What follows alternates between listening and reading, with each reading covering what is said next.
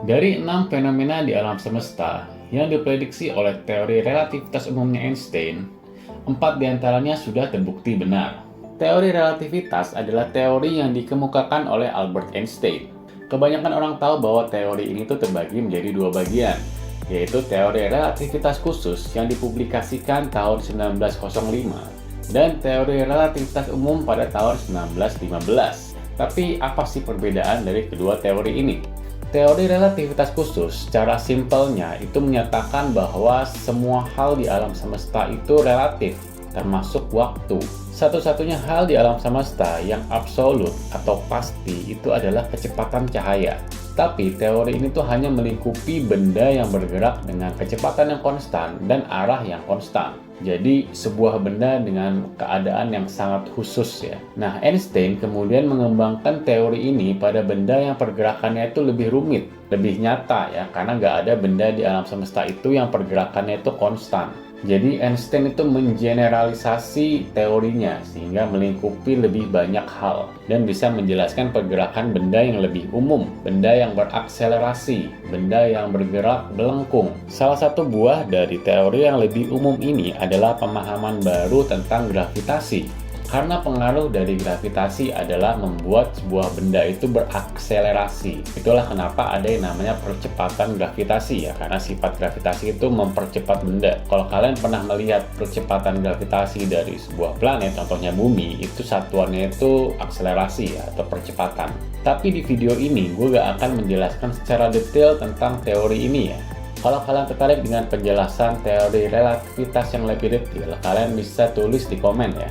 Nanti akan gue buatkan videonya sendiri. Fenomena yang pertama ada time dilation atau dilatasi waktu, yang menyatakan bahwa pergerakan waktu di alam semesta itu tidaklah sama, melainkan dipengaruhi oleh dua hal, yaitu kecepatan dan juga gravitasi. Semakin cepat kita bergerak, maka waktu juga akan semakin lambat relatif terhadap benda yang diam. Sebagai contoh nih, misalkan ada dua orang kembar. Salah satu dari si kembar ini melakukan perjalanan keluar angkasa dengan kecepatan yang mendekati kecepatan cahaya. Sedangkan si kembar yang satunya lagi itu tetap tinggal di bumi. Nah, ketika si kembar yang melakukan perjalanan keluar angkasa tadi kembali ke bumi, maka dia akan menjadi lebih muda dibandingkan kembarannya dia yang tinggal di bumi. Kenapa?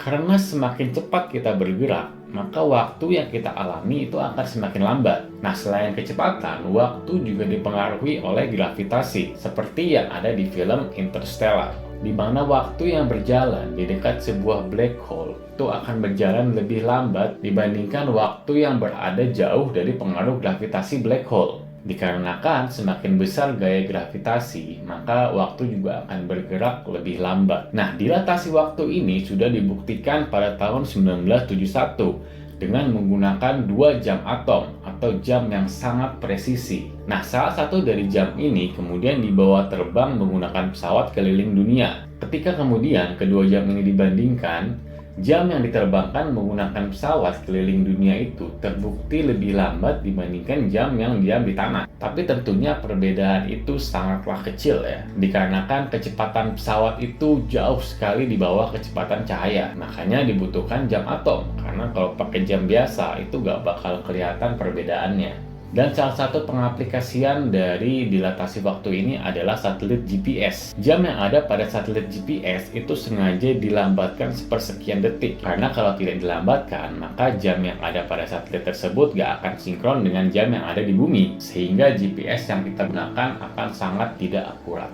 Fenomena kedua adalah gravitational lensing atau lensa gravitasi. Lensa gravitasi itu terjadi dikarenakan ada suatu benda dengan massa yang sangat besar dan gravitasi yang besar pula yang menyebabkan ruang di sekitar benda tersebut itu akan terlihat seperti lensa.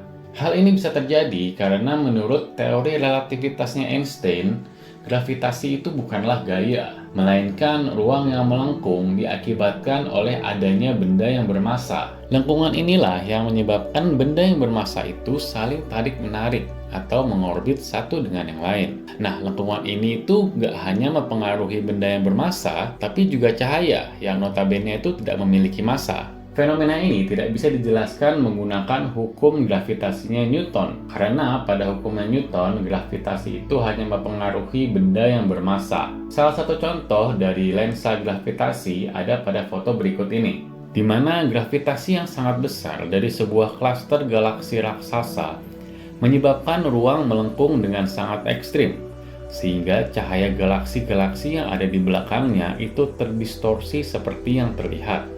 Nah, lensa gravitasi ini bertindak layaknya kaca pembesar, jadi dia membesarkan gambar galaksi yang ada di belakangnya, sehingga sangat membantu para astronom untuk melihat galaksi-galaksi tua yang sangat jauh di ujung alam semesta.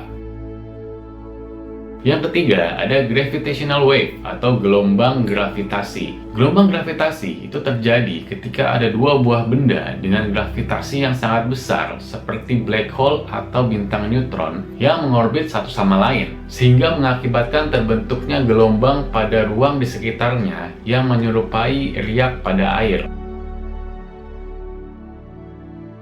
Fenomena ini pertama kali dibuktikan pada tahun 1972 ketika dua orang fisikawan menemukan dua buah bintang neutron yang mengorbit satu sama lain. Dan pada tahun 2016, para ilmuwan itu berhasil mendeteksi gelombang gravitasi secara langsung ketika dua buah black hole dengan jarak 1,4 miliar tahun cahaya dari bumi itu bertabrakan, sehingga menghasilkan gelombang gravitasi yang bisa dideteksi melalui LIGO atau Laser Interferometer Gravitational Wave Observatory.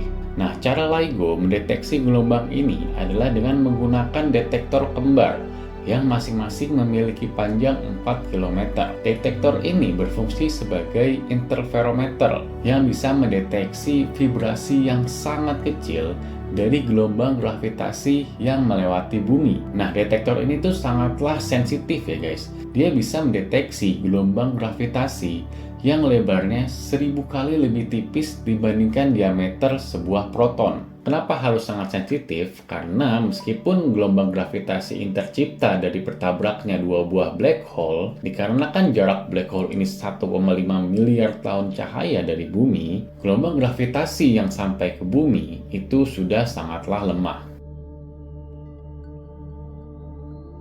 Fenomena yang keempat tentu saja ada black hole, sebuah benda yang paling ekstrim di alam semesta. Sebuah benda yang mempunyai gravitasi yang sangat besar sehingga tidak ada apapun termasuk cahaya yang bisa lolos darinya. Nah, bagaimana ilmuwan menemukan black hole? Penjelasannya itu sudah pernah gua buatkan videonya sendiri ya, yang bisa kalian klik di sini.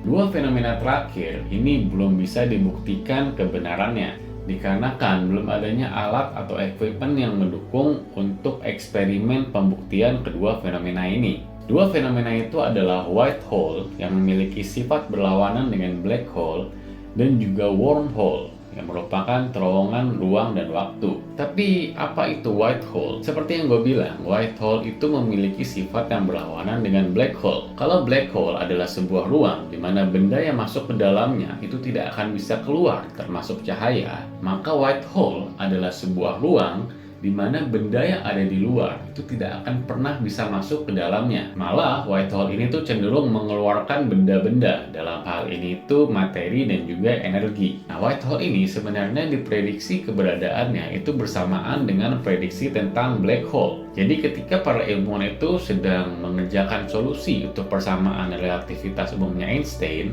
mereka mendapatkan dua hasil yang saling bertolak belakang. Tapi emang bisa ya sebuah persamaan itu memiliki dua solusi yang bertolak belakang? Gua kasih contoh yang sangat simpelnya ya. Kalian tahu gak sih berapa akar dari angka 9? Kalian semua pasti menjawab 3.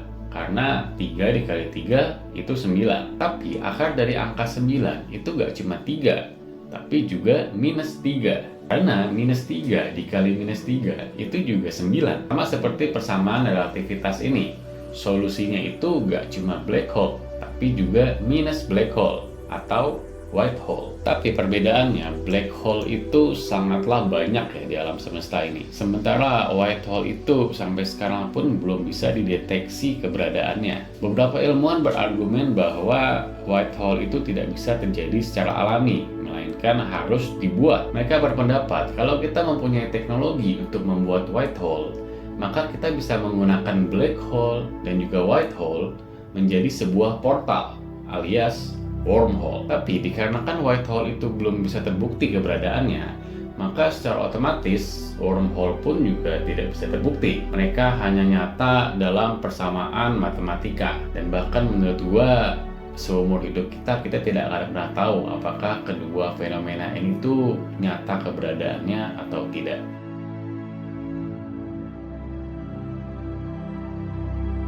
Semua misteri inilah yang membuat astronomi dan kosmologi itu sangat menarik ya. Jika kalian suka dengan video ini, kalian bisa like dan komen apapun ya. Dan kalau kalian suka dengan sains dan astronomi, kalian bisa subscribe di channel gua.